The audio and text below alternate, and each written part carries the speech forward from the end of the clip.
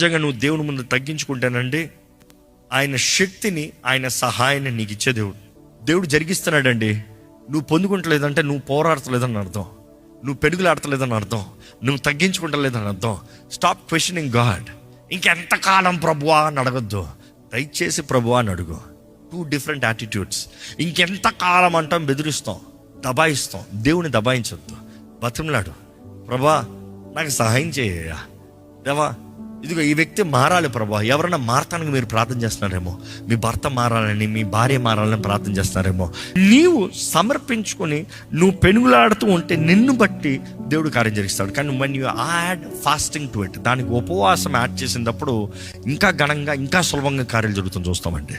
ఈరోజు మీకు ఒకటే చెప్తున్నా, దేవుడు మరలా పిలుస్తున్నాడు తన ప్రజల్ని.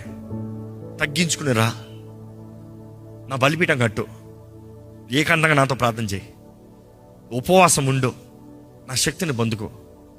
I you ready to receive? ఇదిగో ఇక్కడ సంఘంగా కూడి ప్రార్థన చేస్తే మాత్రం కాదు, ఇంటికి వెళ్ళి ఏకాంతంగా దేవునితో ప్రార్థన చేయండి. ఎవరితో మాట్లాడకుండా ఏకాంతంగా ప్రార్థన చేయండి.